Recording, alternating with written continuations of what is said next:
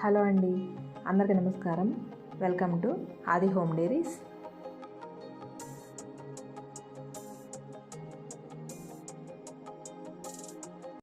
ఈరోజు veg recipe తినాలి, అందులోనూ హెల్తీ అండ్ టేస్టీగా ఉండాలి అనుకునే వాళ్ళకి ఈ వీడియో చాలా బాగా ఉపయోగపడుతుంది.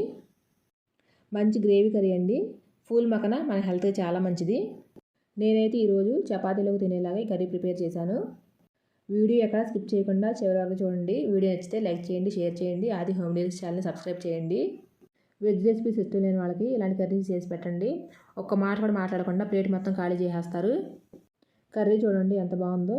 చపాతీ కాకుండా పుల్కా రోటీ, బగారా అన్నం, వైట్ రైస్ కానీ తినొచ్చండి, ఎంత బాగుంది కర్రీ. ఇక ఆలస్యం చేయకుండా హెల్దీ పూల్ మకన కర్రీ నేను ఎలా చేశానో చెప్తాను. ముందుగా చిన్న చిన్న టమాటాలండి, మీడియం సైజు. ఇవి మా గార్డెన్లో 5 టమాటాలు తీసుకున్నాను. వాటిలో ఎర్ర టమాటా ఉంది చూసారు కదా, టమాటాలన్నీ కూడా ఆ రంగులో ఉంటే గ్రేవీ మంచి కలర్ వస్తుంది. న్యాచురల్గా ఎలాంటి కలర్స్ వాడకుండా హెల్తీగా ప్రిపేర్ చేస్తాను. ఈ టమాటాలని ముందే శుభ్రం చేసి పెట్టుకున్నాను నేను. వాటికి పైన ఇలా ఘాట్లు పెట్టుకుంటున్నాను. ఉడకబెట్టుకోవాలి వీటినిప్పుడు. పైన ఇలా ఘాట్లు పెట్టుకుంటే ఉడికిన తర్వాత టమాటా తొక్క ఈజీగా తీసేయచ్చు. అందులోనే 10 నుంచి 15 వరకు జీడిపప్పులు వేసుకోవాలి. టమాటాలతో పాటు జీడిపప్పును కూడా ఉడికించుకోవాలి వాటర్లో. జీడిపప్పు వాటర్లో ఒకసారి కడిగి వేసుకుంటే మంచిది. ఇప్పుడు ఆ టమాటాల్లో ఒక పావు గ్లాస్ వాటర్ పోసి స్టవ్ మీద పెట్టి ఉడికించుకోవాలి. ఒక 5 నిమిషాలు చాలండి, 5 నిమిషాలు ఉడికిపోతాయి. టైం కూడా ఎక్కువ పట్టదు. మరోవైపున ఒక బంగాళదుంప తీసుకున్నానండి నేను, పెద్దది. దాన్ని ఉడికించుకున్నాను ఆల్రెడీ నేను. పెద్ద దుంప కాబట్టి ఒకటే తీసుకున్నాను. చిన్నవి అనుకోండి 2 దుంపలు తీసుకోండి. టమాటాలు ఉడుకుతూ ఉన్నాయి కదండి ఒక పక్కన. మరో పక్కన స్టవ్ వెలిగించి పాన్ పెట్టుకుని ఫూల్ మకన వేయించుకోవాలి. ప్యాకింగ్లో వస్తుంది కదా పూల్ మకన, మెత్తగా ఉంటాయి. కొంచెం ఇలా వేయించుకోవడం వల్ల కొంచెం గట్టి పడతాయి. మనం చేతితో నొక్కినప్పుడు మెత్తగా లేకుండా పొడుగు అవ్వాలండి, ముక్కలు ముక్కలుగా. అంతవరకు ఫ్రై చేసుకోవాలి. వీటిని ఆయిల్ ఏమి లేకుండా డ్రైగానే ఫ్రై చేస్తున్నాను. పూల్ మకన హెల్త్కి చాలా మంచిది. మకానాలో అధిక ఫైబర్ ఉండటం వల్ల జీర్ణక్రియ మెరుగుపడుతుంది. అలాగే మలబద్ధకం మరియు ఇతర జీర్ణ వ్యవస్థ సమస్యలున్నా తగ్గుతాయి. అంతేకాదు బరువు తగ్గడానికి కూడా సహాయపడుతుంది. ఎముకలు మరియు దంతాలు దృఢంగా మారతాయి. మకానాలో ఉండే మెగ్నీషియం గుండెని ఆరోగ్యంగా ఉంచుతుంది. రక్తపోటును కూడా నియంత్రిస్తుంది. మకానా తినడం వల్ల ఇలాంటివి ఎన్నో ఆరోగ్య ప్రయోజనాలు ఉన్నాయి. ఇలాంటి మంచి హెల్తీ రెసిపీస్ని అందరూ తప్పకుండా ట్రై చేయండి.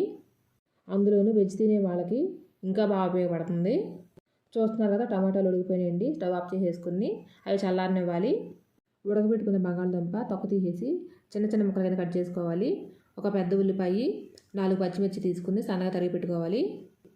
టొమాటోలు కొంచెం వేడిగా ఉన్నాయి, అయినా సరే తొక్కలు తీసేస్తున్నాను. పైన ఈజీగా వచ్చేస్తాయి, మనం కట్ చేసి పెట్టాం కదా. టొమాటోలు ఉడికించిన వాటర్ ఉంటుంది కదండి, అది పడేయద్దు. మనం గ్రేవీలో పోసుకోవాలి కాబట్టి అలాంటప్పుడు వాడుకోవచ్చు. టమాటా పైన తొక్క మాత్రం తీసి పడేసేయాలి.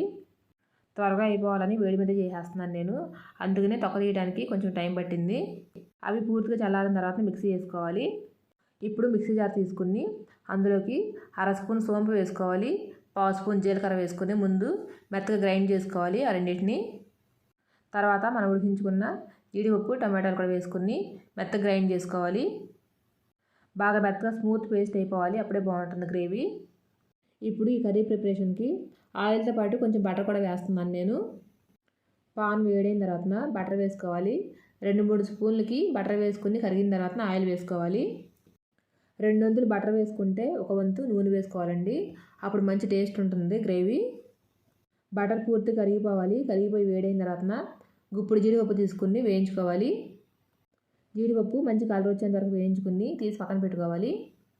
ఈ పప్పులు కర్రీలో లాస్ట్లో వేసుకుంటే తినేటప్పుడు మనకి పండు కింద పడినప్పుడు నవ్వులుతుంటే చాలా బాగుంటాయి. జీడిపప్పులు మాడవద్దు, చక్క మంచి కలర్ వచ్చేంత వరకు వేయించుకొని తీసి పక్కన పెట్టుకోవాలి. తీసి పక్కన పెట్టిన తర్వాత కూడా కలర్ మారుతాయండి, ముందే తీసేసుకోవాలి. ఇప్పుడు అదే ఆయిల్లో కొంచెం షాజీరా వేసుకోవాలి. అది వేగిన తర్వాత కట్ చేసి పెట్టుకున్న ఉల్లిపాయ, పచ్చిమిర్చి వేసి వేయించుకోవాలి. ఉల్లిపాయలు మంచి కలర్ వచ్చేంత వరకు వేయించుకోవాలి. త్వరగా వేగడానికి కొంచెం సాల్ట్ వేసుకుంటే ఉల్లిపాయలు త్వరగా మగ్గుతాయి. టైం లేదు, కర్రీ త్వరగా అయిపోవాలి అనుకుంటే ఉల్లిపాయల్లో ఇలా ఉప్పు వేసుకుంటే త్వరగా వేగుతాయండి.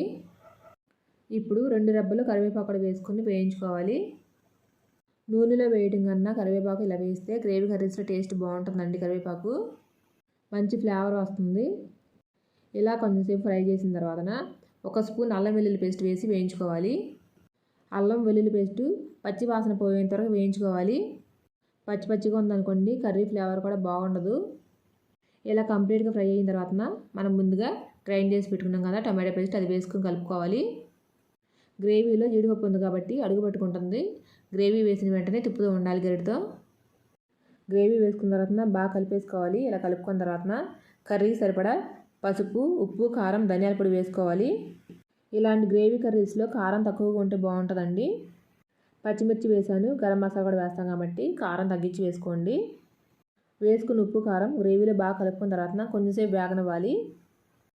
కొంచెంసేపు అలా వేయించుకున్న తర్వాత మనం ముందుగా ఉడకబెట్టి చిన్న ముక్కల కింద కట్ చేసి పెట్టుకున్నాం కదండి, బంగాళదుంపల ముక్కలు వేసుకుని కలుపుకోవాలి. బంగాళదుంప ముక్కలు గ్రేవీలో కలిసిపోయేలాగా బాగా కలుపుకోవాలి. ఇలా కలిపి కొంచెంసేపు ఫ్రై చేసుకున్న తర్వాత బంగాళదుంప ముక్కలకి గ్రేవీ బాగా పట్టుకుంటుంది.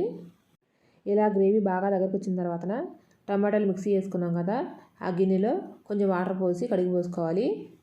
బంగాళదుంప ఆల్రెడీ ఉడికిపోయింది కాబట్టి ఎక్కువగా వాటర్ పట్టవు. మనకు కావాల్సిన గ్రేవీని బట్టి వాటర్ పోసుకొని ఉడికించుకోవాలి. పూల్ మక్కన వేయాలి కాబట్టి పూల్ మక్కన వేయంగానే వాటర్ అంతా లాగేస్తుందండి. ఇలా వాటర్ పోసుకున్న తర్వాత కొంచెంసేపు మూత పెట్టి ఉడకనివ్వాలి. ఒక్కసారి మూత తీసి చూపిస్తున్నాను చూడండి. ఇలా బాగా ఉడుకుతూ ఉండాలి. గ్రేవీ బాగా దగ్గరకు వచ్చేంత వరకు ఉడికించకూడదు. కొంచెం వాటర్ ఉండగానే పూల్ మక్కన వేసుకోవాలి. ఇప్పుడు ఈ గ్రేవీ కర్రీ టేస్ట్ ఇంకా పెరగడానికి కొంచెం కసూరి మేతి వేసుకొని కలుపుకోవాలి.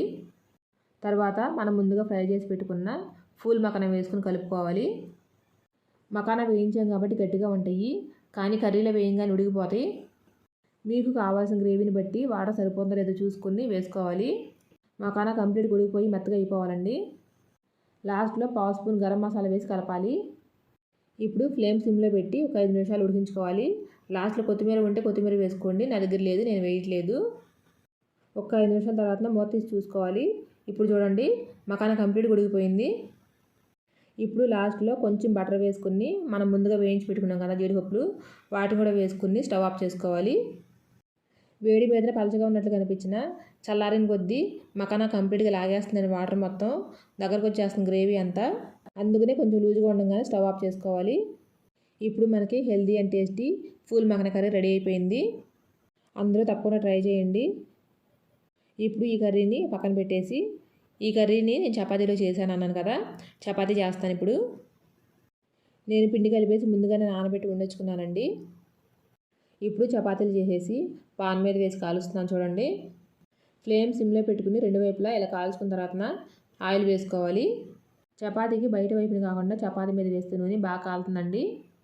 నేను ఎప్పుడు ఇలానే కాలుస్తాను చపాతీలు. చూడండి చపాతీలు కూడా మంచి కలర్ వచ్చేదాకా కాల్ చేసుకున్నాను. చపాతీలు కూడా రెడీ అయిపోయినాయి. ఇప్పుడు చపాతీలో తింటూ tasty and healthy pool Makkana curry taste ఎలా ఉందో చెప్తాను. మసాలా కర్రీ ఎప్పుడు తిన్నా సరే పక్కన ఉల్లిపాయ, నిమ్మకాయ పెట్టుకుతుంటే టేస్ట్ ఇంకా బాగుంటుంది. నేనే చేసుకుని నేనే తిని చెప్పడం కాదండి, మీరు కూడా తప్పకుండా ట్రై చేయండి. ఇంతలా ఎందుకు చెప్తున్నానంటే హెల్దీ రెసిపీ కాబట్టి టేస్ట్ కూడా అంతే బాగుంది. వీడియో నచ్చితే లైక్ చేయండి.